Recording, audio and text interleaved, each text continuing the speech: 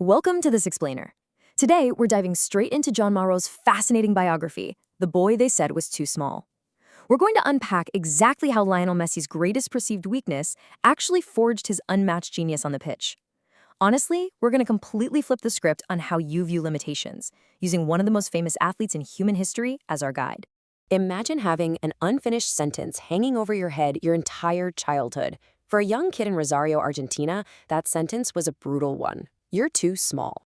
Now, this was usually said kindly by coaches who were just trying to be realistic. Football, they thought, was a game built exclusively for the big, the fast, and the strong. A boy who could get knocked off the ball by a stiff breeze was a boy who would eventually be knocked out of the sport entirely. But Messi, he decided that sentence wasn't finished. He fully intended to write the second half himself. In Talk About Writing the Rest of the Sentence, contrast that cruel childhood verdict with reality. That same boy grew up to win football's ultimate individual prize, the Ballon d'Or, given to the absolute best player on the planet. A staggering, record-breaking 8 times. Nobody else in the entire history of the sport even comes close to that number. But the journey from that childhood verdict to this record-breaking reality, it was anything but guaranteed. Let's move to part 1, a costly medical diagnosis and the price of a dream. At just 11 years old, Messi gets hit with a truly terrifying reality, growth hormone deficiency. Basically, his body was quietly switching off its own growth. Left untreated, doctors warned he might literally never reach the height of an average adult. But there was a treatment available. The catch? It required this quiet young boy to bravely inject himself in the legs every single night. And you know what? He did it. He did it with a relentless, quiet discipline that would ultimately define his entire professional career. Now, the real hurdle here wasn't just the physical toll of the needles, it was the economics. The treatment cost roughly $1,000 a month, and with Argentina sliding toward a catastrophic economic collapse, local clubs flat out refused to pay.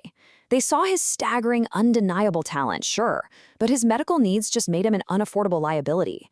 To them, he was literally deemed too expensive to keep around.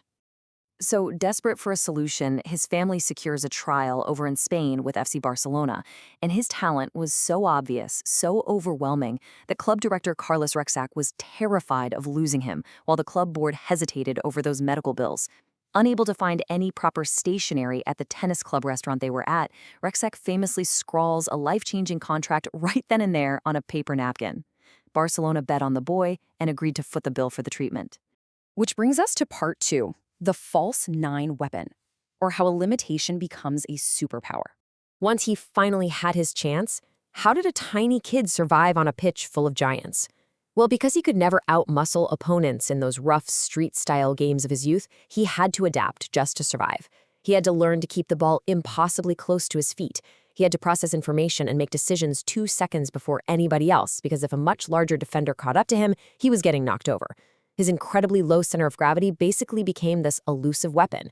He didn't succeed despite being small. He succeeded because being small forced him to develop an entirely different, totally unmarkable skill set. Then comes Coach Pep Guardiola, who saw these unique mechanics and engineered a tactical masterpiece to maximize them during Barcelona's golden era. See, a traditional striker wrestles with big, bruising defenders inside the penalty box, which is an absolute nightmare for someone of Messi's size. So Guardiola simply removes him from those brawls. He deploys him as a false 9, letting Messi drop deep into the midfield. From there, Messi could use his vision, his speed, and his balance to completely dismantle defenses on his own terms. His biggest limitation was basically engineered right out of the equation. You really see how unique this profile is when you compare it to his decade-long rival, Cristiano Ronaldo.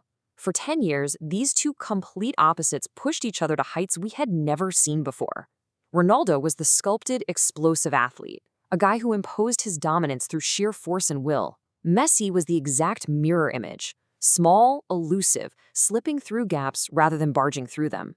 They were the perfect rivals, constantly forcing each other to never coast and never, ever settle. And that intense rivalry fueled some statistics that honestly just sound completely made up. Take 91 goals, for example.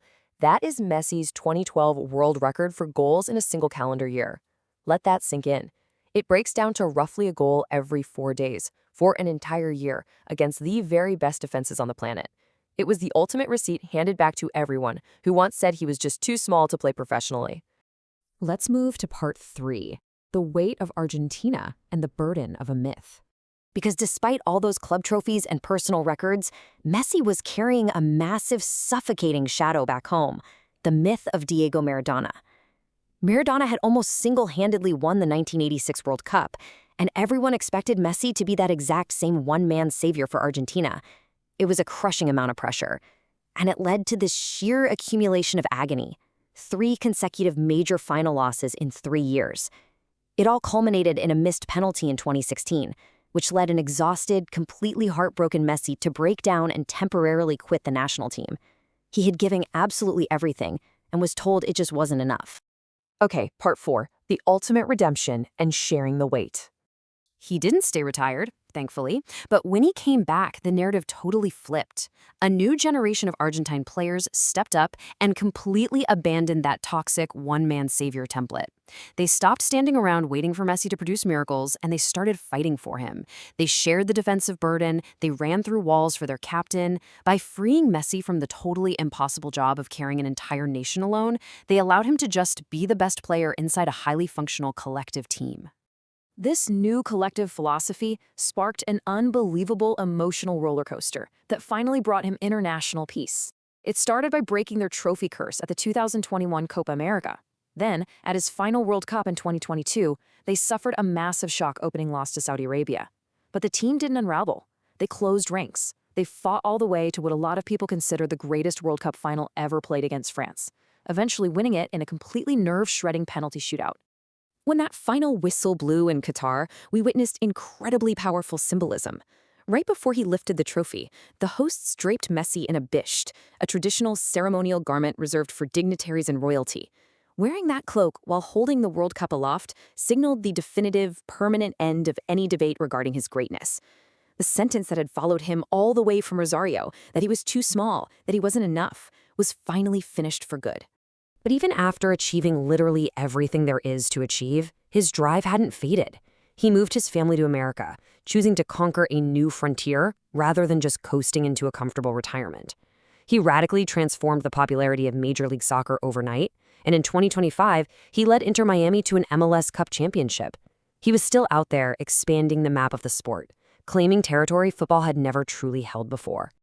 Let's bring it all home with part 5, limitation as a curriculum, the final lesson.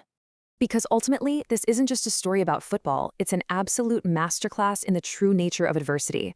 His unchosen physical flaw was actually the exact curriculum required to forge his unique genius. Think about it. If he had been big and strong, he would have just relied on brute force like everyone else. He would have been lazy in the exact areas where he was forced to become a genius. His limitation wasn't an obstacle to his greatness. It was literally the teacher of it. So, as we close this explainer, I really want to leave you with a provocative thought. We don't get to choose our limitations, right? But we absolutely get to choose our response. Instead of treating your disadvantages as a final verdict, how can you use them as your own opening sentence? What limitation in your life right now is actually just waiting to be your greatest teacher?